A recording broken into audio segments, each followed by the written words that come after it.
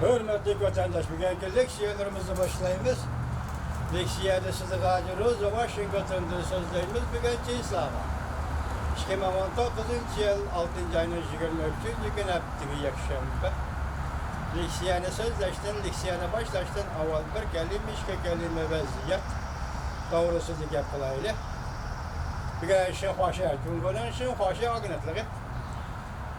Cumhur'un reisi Jinping'in şu ayının ahırında Japonya'nın Tokyo'da ötküzüldüğün 20 devlet görevi yığını katmışıdır Allah'ın. Hem de Amerika Birleşik Ştatları'nın Prezident Trump bilen söhbet ötküzüldüğü Allah'ını da kaldı. Bugünler tündükidek Tayvan'da Prezident Mahkemesi'nin aldığı meydanda 100.000 kişilik namayış teşkillep. Bu namayışın məqsədi şundaq oldu ki, Kızıllaşkan mətbuatları Tayvan'dan qollab çıxıraydı. Tayvan'dan demokratiyası qoldaydı. Mana bu vəziyyət.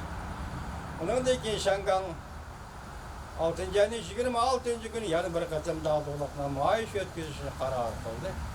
Bunun da xalqara səp bilən birlikdə duruş və xalqara cəmiyyətin qoluşunu qoluşacaq duruş.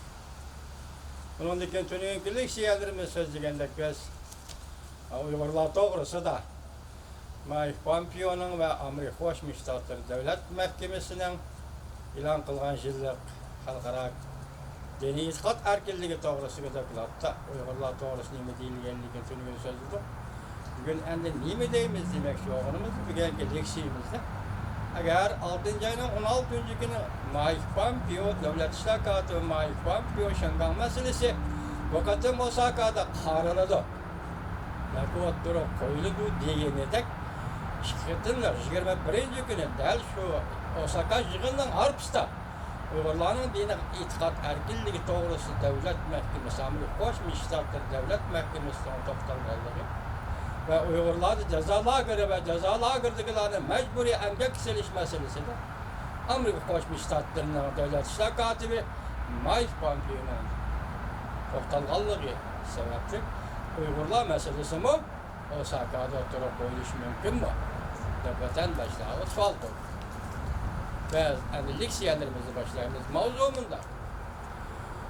26. günü Şangan'da yana bir katım zor kölemlik namayış kılıp 20 devlet güruhu yığınızın buranın halkara cemiyetinin dikkatini celp kılmakçı oldu.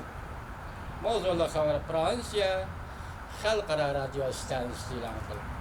26. güne ve Şangan vakti keç saat 8'de Azat Şangan hareketi kozgap Şangan'ı ötküzüp bir işge yani Şangan'da kurallarını Cungo ötküzüp bir işge cinayet ötküzülgen kurallarını Cungo ötküzüp bir iş karıştırış hareketiga halkara cemiyetinin dikkatini celp kılmakçı var.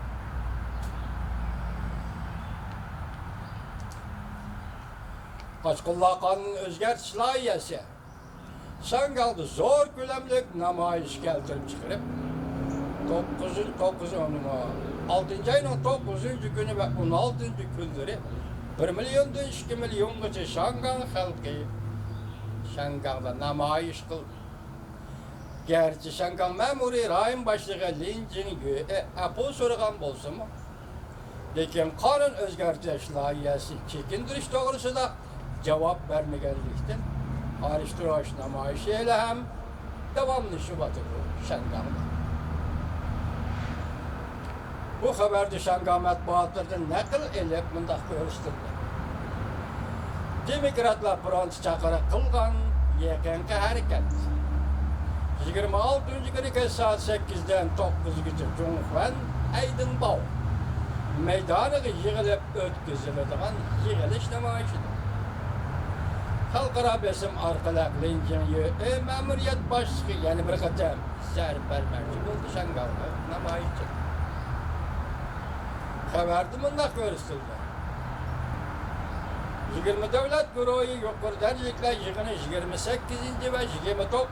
günler Japonya'nın Osaka şehrinde ötküzüldü. Amerika Birleşik Ştatları'nın devlet işler katibi Mike Pompeo 6. ayının 16. günü mındak görsetken. Amerika Birleşik Ştatları'nın prezidenti Trump Osaka'da ötküzüldüğün yukarı dercilikle söhbet mezgilide Cumhur'un reis Xi Jinping bilen görüşkende Şangay'da götürülgen namayış vakası doğrusunda söz düşüldü. Bu haber yanımında görüştüldü. 6. ayının 15. günü kanun layihasını vakti 9'luk ilan kıldı.